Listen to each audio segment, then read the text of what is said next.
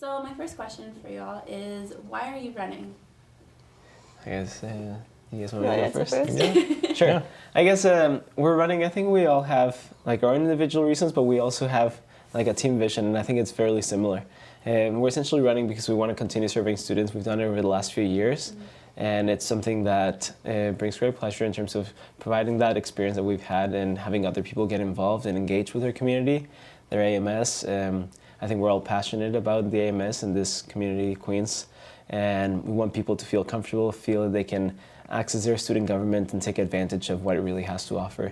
I think that's something personally for myself, and I'm not Yeah, sure the totally. other Yeah, I think we all well. share that, to be honest. Yeah, we do. Great.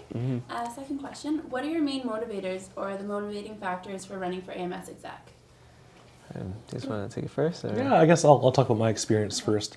I guess one of my main motivators is seeing the work that Ashley's done this year in terms of opening up the transparency of the financial side of the society in terms of breaking down budget lines and having presentations at AMS Assembly regarding commissioner budgets. I think I want to take that one step further, and that's what really excites me personally, is having that transparency so students know where their money is going to and what kind of projects and activities their student dollars are funding. And that's, personally for me, that's my passion, is letting people know where their student money is going to, and also providing services and opportunities for them to learn and grow in this Queens community. I think for me, I'm currently the Social Issues Commissioner for the AMS, so I sit on council and I work directly beneath Kieran Slobodin, who's the current Vice President of University Affairs. And in my position now and getting to know his position, I love everything about it. I love my job now, and I love the continuation into his position. I really enjoy facilitating opportunities for my peers and trying to provide the best possible student experience. I think that the AMS does a lot of great things. Of course, there's things that we can do better. And I think that continual attempt to provide such a great student experience outside of your academics and then also assisting with academics is so important and so key. And for me personally, the AMS has played a big role in my life, be it sitting on a committee, chairing a club, that kind of stuff, or in my current role, that I would really like to facilitate that opportunity for my fellow students as well. Great. Yeah, I think I would like to just add in terms of me, doing the work that I've done over the last few years and knowing how directly the AMS can have an impact in student life and just taking that step further. I mentioned last night at the debate that when Duncan and I were drafting our strategic plan, we realized how much of an impact we can have in students. Arts and science, there's about 9,000 students, and we realized, you know what, how much of a greater impact and positive impact can we have in our community if we do this at the AMS level. And so we want to be impacting those 14,000 plus students and having them have a great experience here in this university. Great. Why will you work well as a team once, should you take office? Do you want me to go first? Sure. Okay. So we do function quite well as a team now. Of course, Rico and Duncan, having worked together for the past year, they're very compatible. They complement each other very, very well. And I really appreciate that. But aside from that, I've had, it didn't cause any issues with me being on the team. They've been very welcoming and we all get along really well. We're quite good at holding each other accountable. We do disagree on some things. We resolve our conflicts well. And we don't just let things slide when one of us isn't doing exactly what we should be, or if we disagree. We're really good at being like, okay, this isn't okay. We should stop and rethink this. And I think also because we share such a similar vision, that really helps as well. We want to run the AMS in the same way. We have the same opinions, especially on being approachable and getting student feedback and that kind of stuff. So we do mesh really well, but we're also really good at knowing when we need to disagree with each other. Great. Okay. What is the largest misconception about your team? Largest misconception? I guess we haven't been seen necessarily as a team of experience necessarily, but I think we do have quite a bit of experience and the experience that we bring to the table. I think we have just as much experience as any of the other teams running, and we have a commissioner right now, we have a faculty society president, we have a vice president who also dealt with a budget close to $1 million as well. And so I think we have the experience that it takes, and we haven't really been marketing ourselves that way.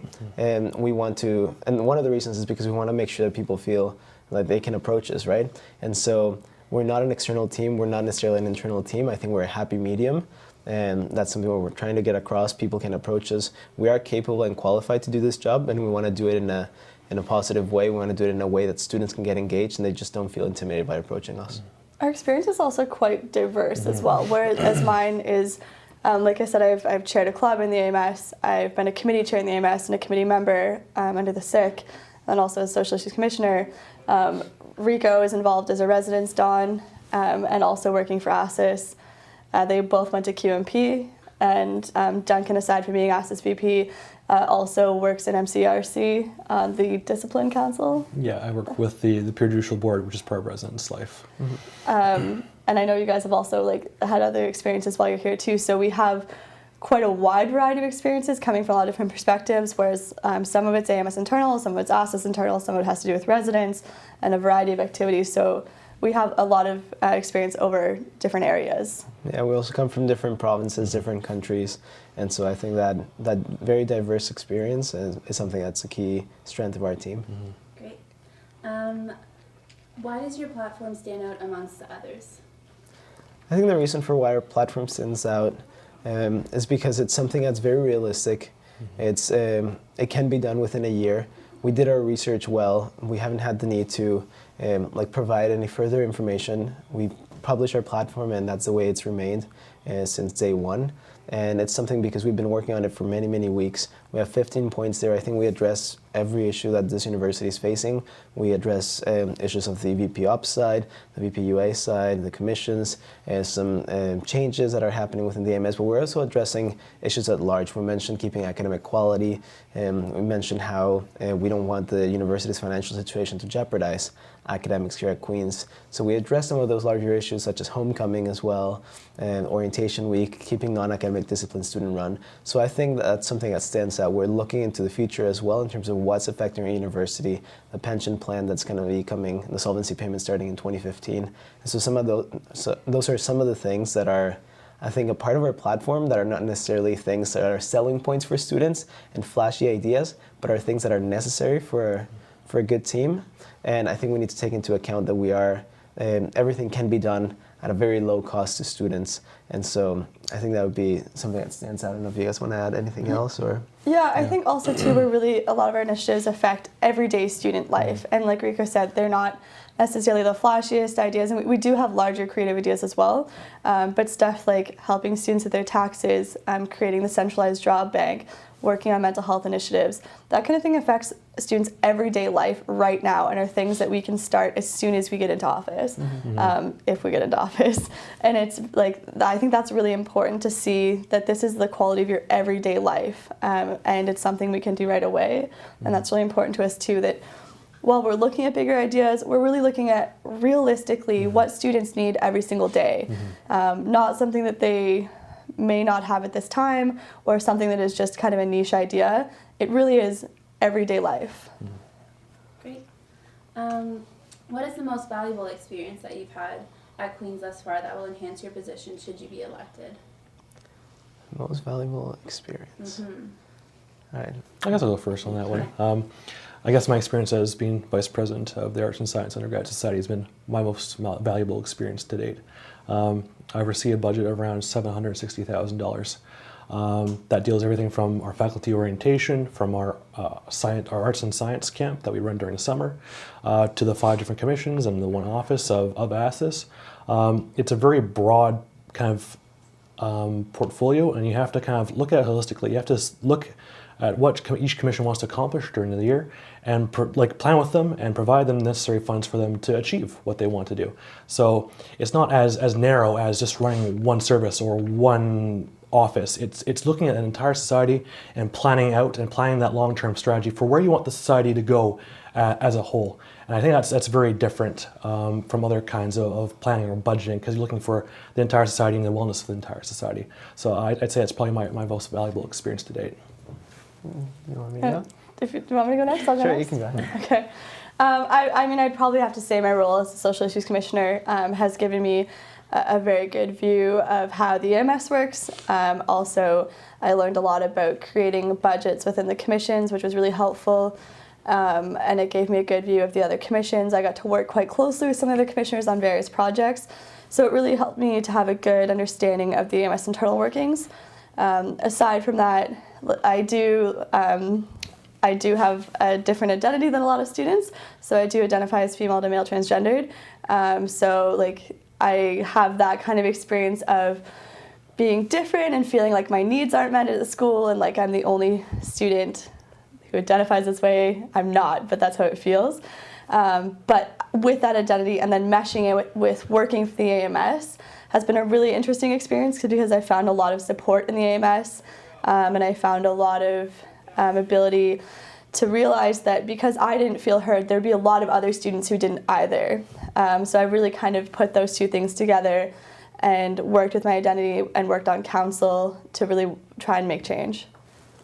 Yeah, I think for me it would have to be being the president of the Arts and Science Undergraduate Society, but doing it in the role that I've been exercising this year compared to previous years. I was a senator before being president, and so I think that I've really taken on the role of being more involved with Senate, attending Board of Trustees meetings, and collaborating with the rector, the AMS, and taking that more external role rather than the internal, instead of focusing on what's happening specifically with our committees. I think Duncan has been able to balance some of those things out and what's happening there, and I've been able to focus more in dealing with the administration, dealing directly with the Faculty of Arts and Science, knowing how it is that our programs are being affected by the current financial situation of the university. And I think that experience that I brought to the role of President of Arts and Science is something that was very beneficial in the way that I've been exercising it. I think it would be fairly similar in that sense to how the AMS President Maureen Campbell currently deals with her role here, just at a larger extent.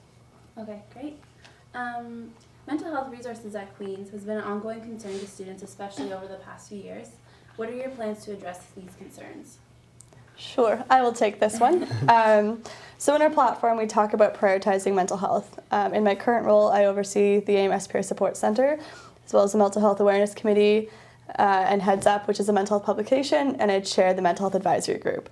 And I also sit on the Mental Health Working Group of Student Affairs. So I've had a lot of experience in mental health initiatives on campus and seeing how they work together and that kind of stuff. In our platform, we speak to extending the hours of the AMS Peer Support Center. They're currently 3 p.m. until 1 a.m. 7 days a week. We would like to see that 2 p.m. till 2 a.m. 7 days a week, so it is open 12 hours a day. Further, we'd really like to expand the support groups that they currently have. They do run two, a depression and anxiety support group and a grad student support group. And we've talked to students who'd really like to see, for example, an eating disorder support group, a support group to help deal with grief and that kind of stuff. So we'd like to poll students and see what kind of support groups they'd like to see us running. Further, we want to support the Mental Health Caucus. It's an initiative that came out of the Mental Health Advisory Group and a student at large who attended the Jack Project conference. And this is a group where various student leaders who are heading up clubs or committees, different initiatives dealing with mental health can come together, talk about what they're doing, work to cross-promote, work on events together, and also, should anything happen on campus, work to create a campus-wide strategy for response, and also campus-wide proactive strategies as well. So that's really important. I also currently have a fairly good relationship with various people at Health Counseling and Disability Services, something I'd really like to see continued. I feel like we have a lot to learn from each other. There's a lot of more information sharing that could be going on. I'd really like to talk more to them about how we should be dealing with students and how we can better support students, and then speak to them how students are telling us that they could better be supporting us. We also really feel that, again, this is not a big flashy point. We're talking about reinforcing and enhancing things that are already in place. But I really feel that that's a responsible way to do this because those are things that are working that we need to improve, but they are in place. We will work to infuse mental health considerations into every decision and every initiative that we take on. And I think that that's really the key point. Every time we do something, we should be considering how this affects our students' mental health and how we could be doing it better so that we're better supporting them. It's extremely important to the team, and we do have personal experience with various mental health issues, and I have professional experience working with them as well. So really ensuring that we're thinking about it in everything that we do is so important to our team. Okay, great. What has been the biggest challenge thus far during campaigning? The biggest challenge? I think the biggest challenge has probably been just in terms of just like the waking up every morning and the late nights and it's really hard to go back home and not have the support of the rest of your teammates, and waking up in those mornings, it can be challenging because once you see the rest of the team, you get their energies and you get the vibe going, and I think you feed off the volunteers, and we have amazing volunteers, so during the day there's typically no problems. It's more so when you go back at night and you're alone and you have to prep a bit for the debates, or you have to set your alarm for 7 in the morning every day, and so I think that's been one of the challenges. We've kind of set up an agreement where we call each other up to try and wake each other up as well. So that's been working well. I don't know, do you guys want to add anything else? I mean, we absolutely love everything we're doing, and Rico's right. Once we're together and out doing it, we're so excited and we have a lot of energy, but they are very long days, of course. And we've also had a few illnesses on the team going through, and unfortunately, because we're together so much, we're sharing the illness. I think it started with Duncan, and then I got sick, and now Rico's getting sick. So we're trying really hard to not share those germs, but it's happening.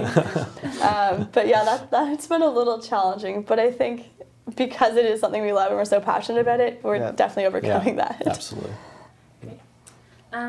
Should you be elected, what will be the first thing that you do as a team in office?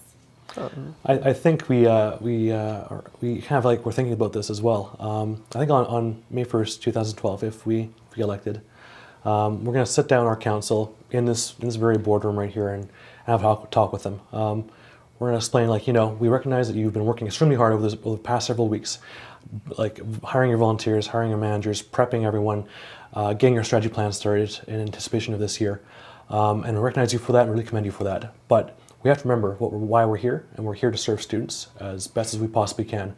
And in order to do that, we need to consult with them on a regular basis and get their input, feedback, and criticism. Because if we don't have that, we aren't able to accurately reflect the needs and desires of our AMS students. And that's incredibly important, because a student government is nothing without being able to represent the needs of its students. Great. All right. One issue with the current AMS Council is that it's made up almost entirely of 5th and 6th year arts and science students. Will your team commit to hiring students from a variety of faculties and backgrounds? Yeah, I think I can take on that. I think that when we're doing hiring, we're not doing hiring based on where people are coming from in terms of what faculty they belong to. We're not just going to hire an engineer to fit a certain quota in terms of faculty standards or anything like that. We're going to be hiring the best people qualified for the job and the best team possible. And so I think that's something we're going to be looking into. If we can have people from diverse backgrounds and different faculties, and I think that would be amazing as well. But we're going to be consulting with as many students as possible. I want to utilize President's Caucus, for example, as a way of basically engaging that discussion and getting that feedback from other faculties as well. But it's taking that into account. We're going to be consulting with as many students as possible, and we can't necessarily just hire based on someone's faculty, but rather on their strengths and weaknesses and how we make up for each other as a team. I think an important addition to that, however, is that we're not controlling the advertising and the marketing right now. Of course, that's this year's team, so my team, but I don't do it. It's Marcom. But really ensuring that when it is time for us to let these positions go, if we're elected, and be it advertising for the incoming council, that you're really outreaching and making sure that you're talking to different faculty societies, advertising at their assemblies and that kind of stuff, and really expressing why they would also be a good fit for the AMS, because we do, the applicant pool is always almost completely outsized. And you're right, I think I'm one of 2 4th years on council right now, the other one being Karen. So we do have a lot of students graduating, and you do lose a lot of experience in that way, and it's harder sometimes with the transition process when students are graduating and that kind of thing. So really making sure that we're looking at what the AMS is lacking in terms of representation and advertising to those groups, because we can't hire them if they don't apply. But they're not applying perhaps because there are barriers in the way, or that we're not outreaching properly.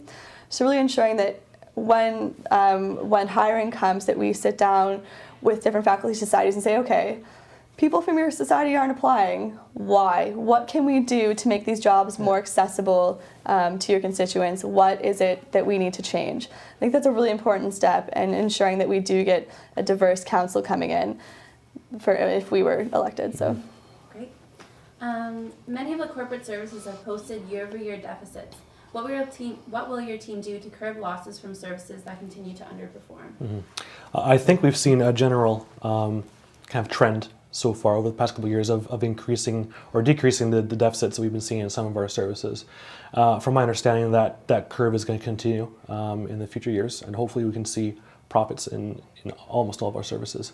Some of our safety services, specifically student constables, are posting more than $20,000 deficit, and obviously that's a real problem. But steps are being taken this year by the current management team, Gracie Godin and Will, to deal with that issue. So with those initiatives that they're going to be putting in place this year, we're going to continue those and make sure they come into full effect. With those, we should be seeing almost a complete reduction in deficit, hopefully in that service. Again, for example, some of our other media services, such as CFRC, again, we're planning for a reduction in deficit as well. This year's deficit is almost half of what last year, or the year before, should I say, his deficit was. So again, we're seeing a general trend to either zero, for budgeting for zero, or in terms of some of our retail services, such as taps or tractor outlet, we're anticipating profits in the near future. So as long as we keep planning and planning in the long term for where we want our services to be, I think we're in a very good place to see deficits reduce and profits to increase for our services. Great. So with all three of you being arts and science students, and more specifically 2 of you having leadership roles in ASIS, how have you reached out and plan to reach out to other faculties should you be elected? Yeah, I think in terms of preparing for the campaign and how we have thus far reached out, I think we've tried to contact pretty much, we have contacted every single faculty head, and we have contacted the administration as well, some of the faculty members and the deans of the different faculties, and then the faculty society presidents as well. So we met with Kelsey Patterson, Derek Dodgson, Nivin Computing, Rob Saldine, and every single person we've contacted, Escalapian Society, BMA, the MBA program, not BMA, with David Gerard. And so I think that's one of the steps that we took initially, trying to outreach to as many students as possible. And when we've been doing our class talks this week and engaging with students that way, we've really targeted a lot of classes that are commerce students, engineering, and we were actually discussing about this morning. It's like we had the option between 2 classes for one specific time, and we said, you know what, we haven't really done that many arts and science classes, so I think we've even focused a little bit too much in outreaching that we've sort of forgotten a bit about our own students, but that's not necessarily the case. And so I think we've taken those measures, and it's something we want to continue doing moving forward if we do take office. Even on our campaign team and our volunteers, we worked hard to ensure that we did have volunteers, not just from arts and science. So we do have several volunteers who are from different faculties as well, who've been really good at helping to give us perspective from what other students would need and stuff. And we did talk to the leaders, and we also talked to students at large, and the ones that we brought in our team have been incredible with the feedback and really helping us to get a student at large perspective from other faculties as well. Yeah, even when we were reviewing our platform, we didn't just show our platform to arts and science students. We're reviewing, typically maybe some teams have an English student review their platform, make sure it's well written and things like that. But we made sure we showed it to an engineer, made sure that it was logical sense, things like that. And so we've taken those steps and we want to continue taking them forward. Great. While your team's experience on the government side of AMS and faculty societies is clear, how are you addressing your lack of experience in corporate side of AMS? Absolutely, yeah, I'll go for that one. Again, I don't have experience in terms of actually running a service for the AMS or even working as a service individual in any of our services. But again, as I said before, I do have that budgeting experience. Looking at an entire society, not just a single service, you're looking at an entire society and planning for where you want the society to go. I think that would really translate well into the operations portion of the AMS. Because you can't just be focusing on one service. You have to see what's going on in all your services and then plan for where you want them as a whole to be going. I think that's really important, and I think I've developed those skills this year. And also, the effective transitioning between Ashley and me is going to help immensely in kind of bringing up to date on some of the standards that AMS needs in its VP Ops position. So if I do win, obviously that will help me bring me up to speed. But that key skill of seeing the society as a whole and then planning for where you want the society to go, I think I've developed that this year. I think one of Duncan's greatest strengths too in that is that because all the things he's overseeing have such diverse needs, he really understands that nothing that he's budgeting for is the same. Our services are different, they have diverse needs, and he really has that good understanding.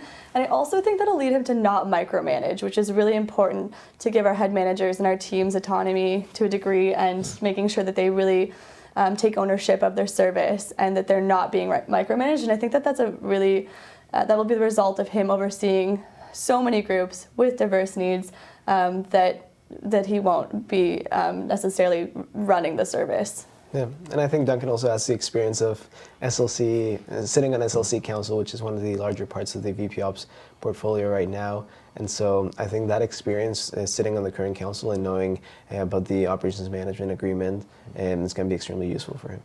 Great. Last question. Your team has decided that the best course of action for spending the $1.2 million now allocated for JDEC renovations is to build an addition in Pigeon Alley to provide more performance space. Given the history of how these fees were collected, wouldn't consulting with students to decide where the money be spent a better option for this project? Yeah, I think it's something that we wrote down in our platform. We wanted to present the students with an idea.